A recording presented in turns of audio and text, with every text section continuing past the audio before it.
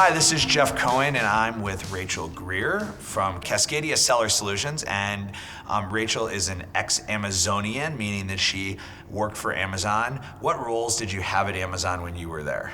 So for the first 2.5 years, I was in fraud as a law enforcement liaison. So whenever someone would come to us from law enforcement, FBI, just police officers in any given precinct and they had an issue, then I would respond to those. So mostly it's identity theft and stolen credit cards, stolen bank accounts. And then the last 5 years I was at Amazon, I was in product compliance. And I managed each of the teams there. So recalls and product safety, I launched the restricted products team, and then my last role was in imports and private label. So we have you to blame for restricted products? That's right. Yes, well, it was all bound to happen at some point in time.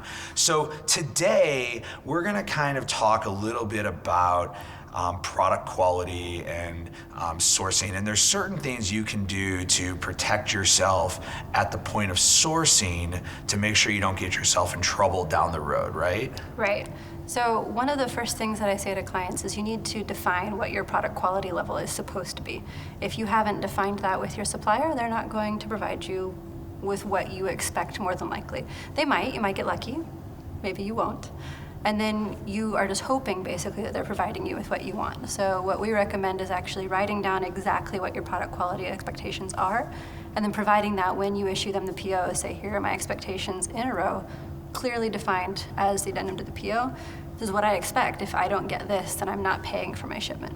And it should be pretty specific because there's different quality to whether the product is being made for US or UK or Germany. And if you're thinking about growing your product international over time, you really should consider all of the places you might be. And I don't mean to open up a can of worms, but right, you want to think about... It's definitely a can of worms. Yeah. So quality should remain the same regardless of where you go.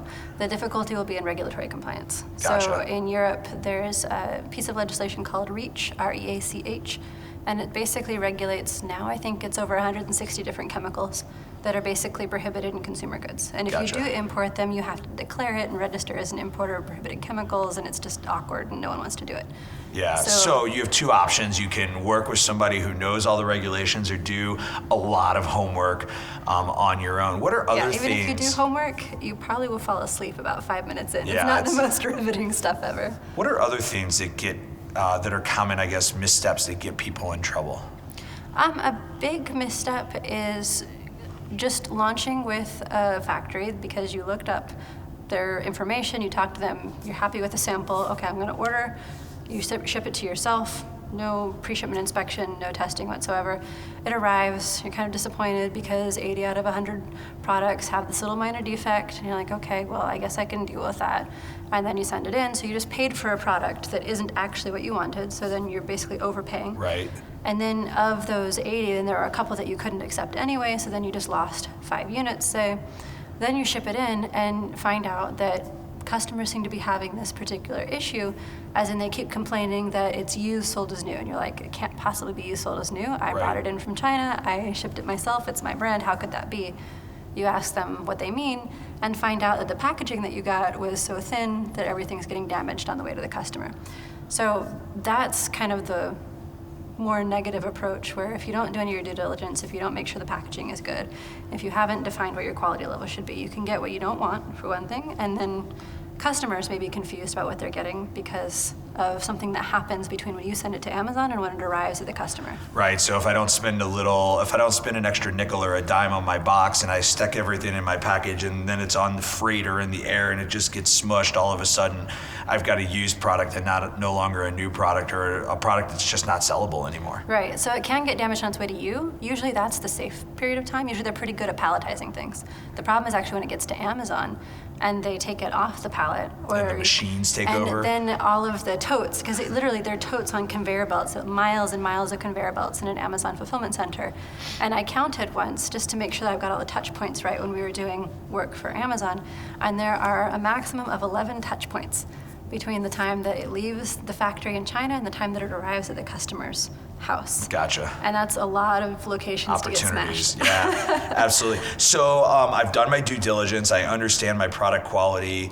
I've I've researched my manufacturer correctly. I've ordered my products. I've got them in. I've created my listing on Amazon. What are things now that I should do that might be a red flag that I have a problem? So the number one thing you can do as a private label seller is track your returns reports.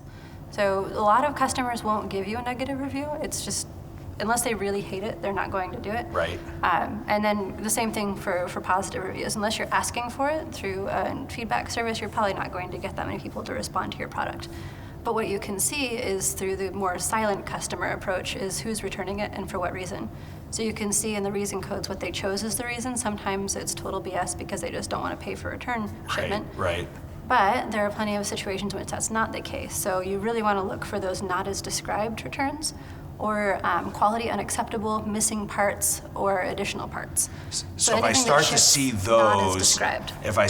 those, pieces, let's repeat those one more time for everybody. So not as described, quality unacceptable, missing parts, or additional parts. So if I see those are my red flags. Right. That something more is going on here than just the customer didn't want the product. So if that happens, what do I do? What can I do? So the number one thing is you need to reach out to the customer. If you're a fulfillment by merchant, then you have this really great thing called a buyer comment in your returns reports, and that's under the orders tab. You scroll down there to your manage returns section.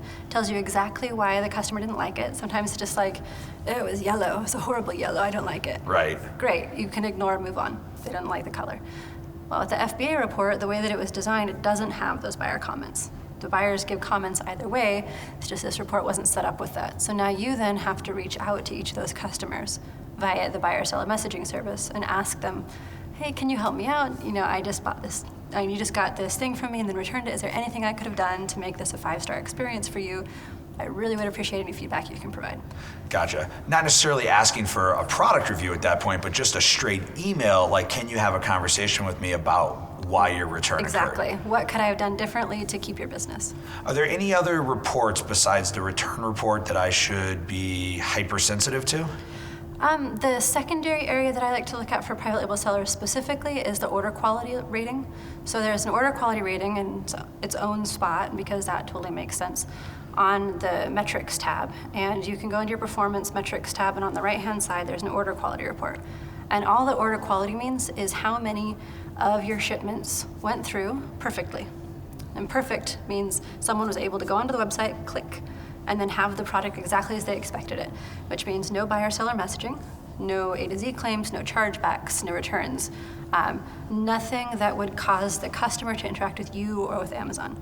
So we have some people who are doing custom products. I don't recommend custom products because that increases your imperfect order rate by default. They have to write to you. So if you're gonna do custom products, do it off of Amazon.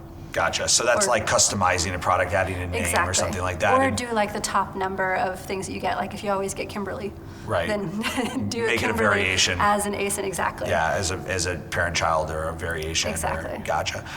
So thank you for joining me today and talking a little bit about product quality and product suspension and how you can kind of keep your products clean and understand there might be a problem. Thanks. Absolutely. Thank you for having me.